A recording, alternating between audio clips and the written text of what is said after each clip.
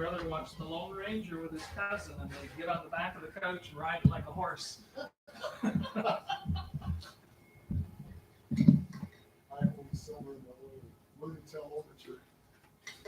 Won't tell you what they called the natives that were attacking.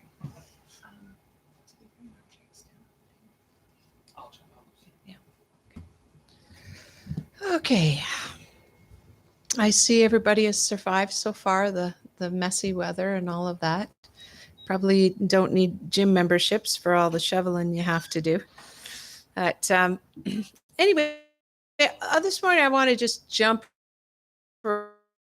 into your passage this morning that will be focused on by most churches in the next couple of months. And that's Matthew chapter 21, verse 18 to 21. And we'll be doing it out of the NIV Bible. I'll let you know if I switch gears to another translation, Jeremy. But this kind of, to sort of set the scene of this story, Jesus has just gone into Jerusalem the day before with the crowds proclaiming him as their Messiah and King. We often refer to as Palm Sunday, the triumphal entry. So it kind of gives you an idea that for once, the people kind of let it loose and say, he is our Messiah, he is our King. But unfortunately, they don't stay in that mode very long. But Matthew chapter 21, verse 18 to 21, it says, early in the morning, as Jesus was on his way back to the city, he was hungry. Seeing a fig tree by the road, he went up to it, but found nothing on it except leaves. Then he said to it, may you never bear fruit again. Immediately the tree withered. When the disciples saw this, they were amazed.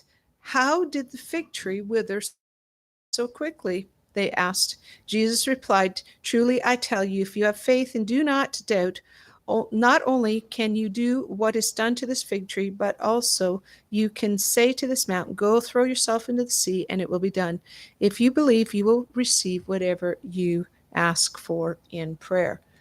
I have thoroughly enjoyed Brian speaking last week, and he started on speaking again about faith, and something that really struck out to me, or stood out to me, I guess would be the better term. He talked about faith because it's such a woo idea out there, and how do you encapsulate what that means? And basically, as he began to do a lot of research, there was one word that kept showing up over and over and over again, and the word was trust. If you trust me, if you put your life in my hands, I can do incredible things. So, when people ask you, what word does that mean? If you trust him enough, you think of all the times, even Abraham, when God says these things are going to happen to you, it says, Abraham believed. He put his faith, he put his trust in what God said. So it's a good word just to kind of stick in your head. I don't know how far Brian's going to go with that sort of little series that he's going to do, but Jesus said, if you have faith, if you trust in me, then you can do these things. So the question I have for you, a question for many centuries, is what is this mountain? If we take literally what Jesus is saying to his disciples, this mountain would have been the Mount of Olives that they were standing on right then. And yet in the last 2,000 years, what I have not read of one instance where someone walked up to that mountain or any other physical mountain and tell it to go jump in the lake. I mean, they may have done it, but it never happened. But that's what Jesus was basically saying. If you just did it literally, you tell this mountain, go jump in the lake, and it will. Okay? But it hasn't happened in the last 2,000 years, the literal physical meaning of it, because mountains are pretty tough to move. The literal physical mountain. I've been through the Canadian Rocky Mountains a few times as a child with my parents, and they, being teachers, made sure I understood the magnitude of work it took our forefathers to build roads and railway tracks up, down, over, and through various mountains so that we could enjoy a relatively smooth passage from Alberta to BC. Why did our forefathers do it? Because the mountains were not going to oblige them by moving for them. So, what does Jesus truly refer to when he says this mountain? I'm sure there's many different answers people could give. It's just like when I was saying about Brian with the faith one. There's lots of different answers, but if I could bring at least what is in my mind about this mountain, what is this mountain? This mountain is anything that gets in the way or hinders you from doing what God has asked you to do. This mountain is anything that gets in the way or hinders you from doing what God is asking you to do. I remember Luke, and I love it. He always calls me up when he's heard me say something about him, and I'm always wondering if I'm going to get in trouble for telling something I shouldn't have. But he was struggling because he had this idea in a medical world situation, of what he was producing, and he says, "Mom, there's such a long journey to get it somewhere so someone would notice."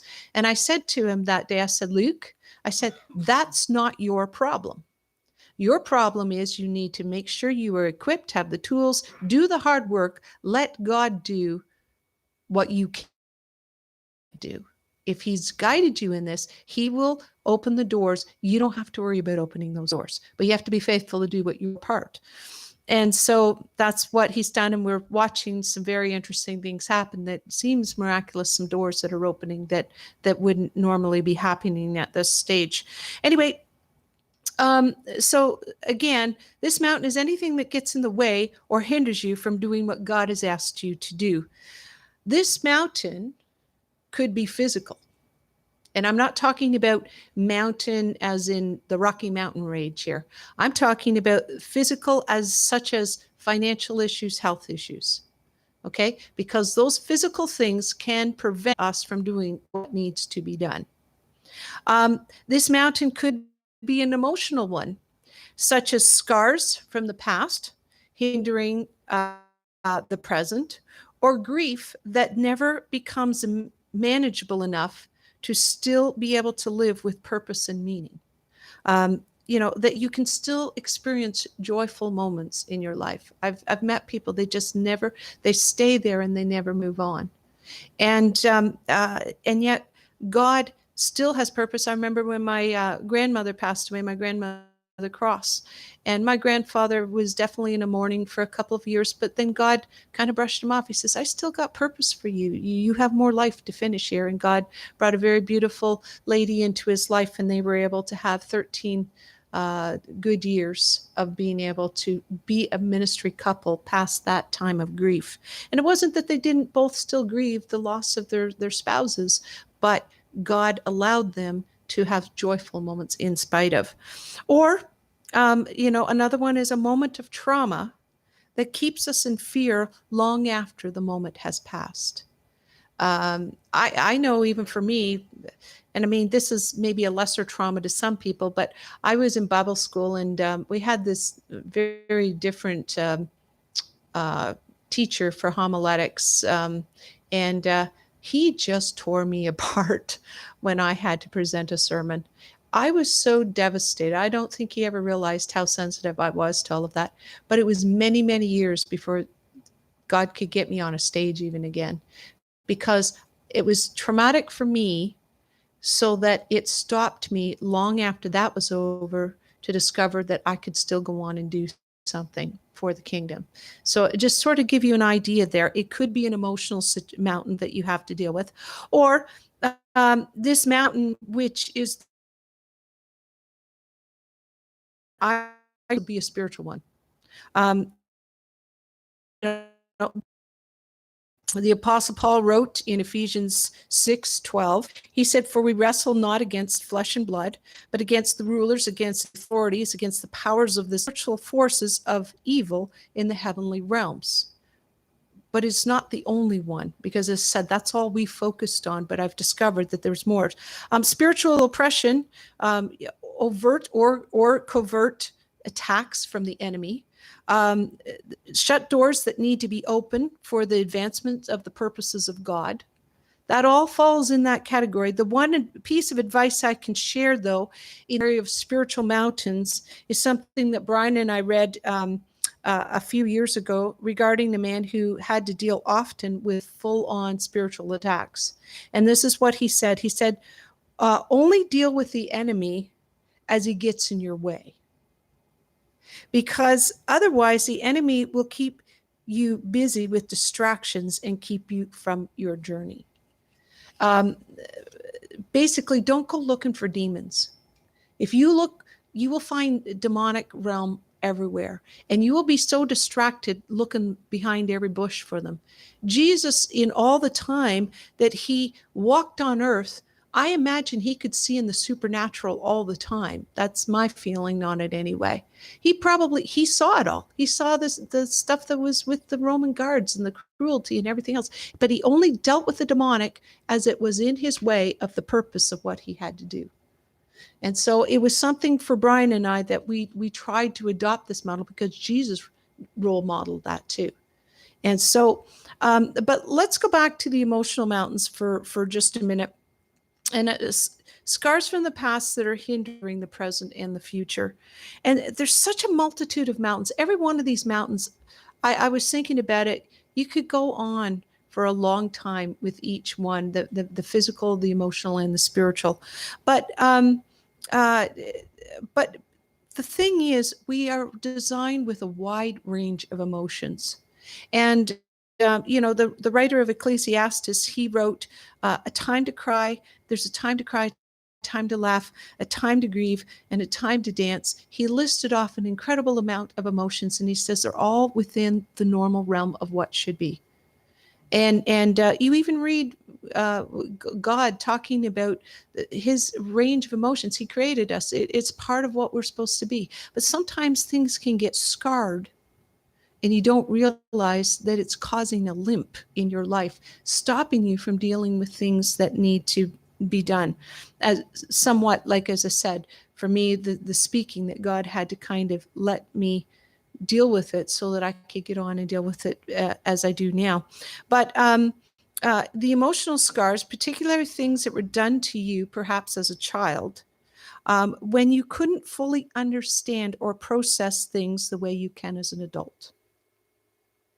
Children view life very differently. I was telling Leah the other day, my daughter-in-law, when we were talking, I said, you have to be very careful with kids because they see life from a different perspective. And I said, I remember, I was 3, 4, 5, someplace in there. And in our house, it was an old farmhouse, and they had linoleum, and I decided I was going to help my mom wash the floor. Now, my mom wasn't around, like she was obviously in the kitchen or something. So I just brought cups of water and dumped it all over this linoleum floor. And I'm sure I made an incredible mud bath because it wouldn't have been clean to begin with. But thank God, when my mom came out, instead of yelling at me for making a mess, she said, Pam, what are you doing? And I said, I'm helping you wash the floor, Mommy.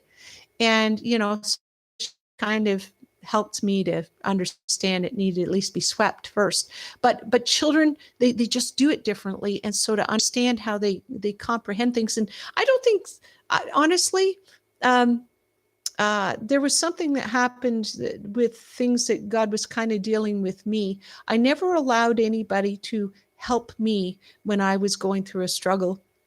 And one day, God kind of had to bring a picture to me, and that was my grandmother was outside. They didn't have any indoor plumbing, and she was in a pool taking a bath. And my sister and I got into a fight upstairs in bed, and so I started yelling, Grandma, she hit me, she kicked me, and she came up, and she was quite annoyed to find out it was nothing, and so the next day, though, she came from the Depression years, so everything was valuable to her, and she was so upset with me that she'd wasted a bar of soap having to deal with us because she left it right in the pool to run, and God says, as a child, you had the idea that you weren't worth a bar of soap. And I had never realized that because that was back there. But he said, you need to deal with this. As an adult, I understand. She was annoyed, and I would be annoyed too, whatever else. But at the time, that lie was put in me that my problems weren't worth a bar of soap. So I deflected every time I had a problem for people trying to help me because, oh, don't worry, because it wasn't worth a bar of soap. Now, that's not the end of the world, but it's just trying to give you an example of how children can perceive, as an adult you would understand. Um, but and I say this because Brian and I, over the years, had to help many people work through those early year issues, and it's guided and directed by the Holy Spirit. You don't just go in and start picking away or digging, because there's times that I've seen people do that and there wasn't an issue, but they made an issue. So you have to be, with the power of the Holy Spirit, working through things of why is this person struggling so much in an area when it shouldn't be. And I don't want to generalize all situations here, but the predominant issue in a lot of cases is the need to forgive. Unforgiveness can hold us to a negative experience more than anything else that I know. It's sort of like crazy glue. And it takes some doing. And sometimes forgiveness can be relatively easy because Christians like to think we're the only people that can forgive. God gave us a natural ability to be able to forgive certain situations. So Christians or non-Christians, and I say that like, say if you had a sibling who was just a royal pain growing up, the wanted your position, was always, tattling behind your back or whatever else. As an adult, and you have now children of your own, and you see the same tendencies coming, you realize if you've got any issues with your siblings, it's just part of being kids. And you let it go because you can see it from an adult perspective, and you can go on to have a really good relationship with those siblings where you kind of resented it growing up. So that's an easy one. Hopefully it's an easy one for most people, that people can just, hey, let it go. We're family. Let's move on here. But there are sometimes that things are so awful. And I mean, awful where you wouldn't never mention something like this in a public environment. I wouldn't mention it even in church. I might have, and I've had to deal with some situations, and just the tears of the person going through with it, total humiliation of stuff and that. But it's so entrenched in your DNA that forgiveness cannot happen without the power. Who has struggled with, her mother was one of the ones that was gang style shot in a prayer meeting. Remember a few years ago, the group there, and this guy just came in and he acted like he was part of the prayer group, and then he pulled a gun and shot all the daughter of one of the women. She says, I've had a hard time, because only God can help you forgive something of that level. And he walks you through it. But she recognized she had to let it go because it was going to destroy the life she still had to deal with. And that's where I see, with the power and support of God, yea, though I walk through, and Brian and I were talking about this, he says the operative word is through. You don't stay in the valley, you're walking through it. But yea, though I walk through a dark valley in my life, you, oh God, are right beside me, walking beside me all the way. That's his promise. He says, I'll be with you right through this experience. And I have mentioned this. I'm sorry, maybe I should go and get some more life experiences or whatever, because you run out of stories after a while. Yeah. But I have mentioned this before, but an emotional scar for Brian, and I have asked him, it was okay. But at age 9, his dad died. Everybody was trying to deal with their grief in the best way they could. Brian, being one of 6 children in the family, was lost in the shuffle of everything. The family regrouped. and went on, but those emotional scars caused him to shut down emotionally for over 30 years until God put his finger on it to be dealt with. And I won't lie to you, it was the experience of walking through that valley was a little on the rough side. It's not always a piece of cake, but the freedom it brought Brian was worth it in the end. And that's what you got to look at, is going through that valley on the other end. It's worth the experience once you've gone through it. Physical mountains, again, a big category for many of us, whether are in the area of health and finances. Even just the whole point of aging, the health does tend to go. So if you're not there yet, there will come a point in time where you will have to deal with something, most likely. But finances, it creates through that, but it's that helpless, almost foster feeling, at least for me, that I have experienced it. We're all still here.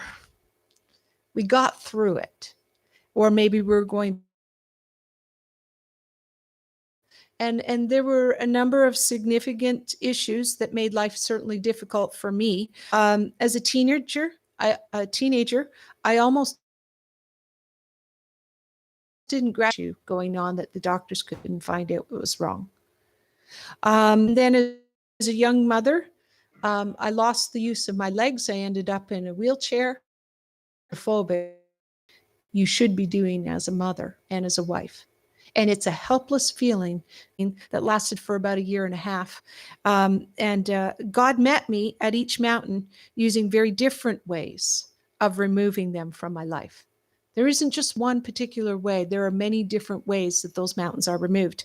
And from my experience, mountains can actually be moved. The one we like best, and we don't like Mount St. Helen one way, but if the mountain is away and it just kind of blows out of the way, you feel like that Red Sea party rating to watch that happen. And as I said, as a teenager, I had been prayed for many, many times. I called on God many, many times, prayed for, and the health issue was immediately resolved. Mount St. Helen out of the way. The second way mountains can be moved out of the way is God giving you a shovel and a pickaxe with a few sticks of dynamite, and he says, start digging. And I know that one, God really had to teach me that one, because all I ever understood was Mount St. Helen, boom, out of the way. And yet that was how God directed for us on some things over the years that our children were growing up and that. But as a young mother, when I went through a health issue and it lasted for 6.5 years, I had to God gave me a pickaxe and a shovel, a little bit of dynamite. And one of the things was, frankly, I had to do a total overhaul of a lifestyle change. That was not easy when you've grown up with a certain way of doing things. But at the end of the 6.5 years, me doing my part, then I got the Mount St. Helen, prayed, done, let's go on. We got things to do with. But I found through these experiences, I would look back, examine the through or around, and I found that I actually changed for the better. Didn't feel too pleasant, have to be climbed over. That build God brings the path to help you go over. And believe it or not, sometimes God shows you a way around the mountain. Recently, the back problems had a few medical dead ends, but I didn't quit, even though I really wanted to. I remember a couple times I said to Brian, I can't do this anymore. And he says, well, what options do you have? And so we went through it, but God finally revealed the problem, opened the door of the medical community. And as I said, it felt like a Red Sea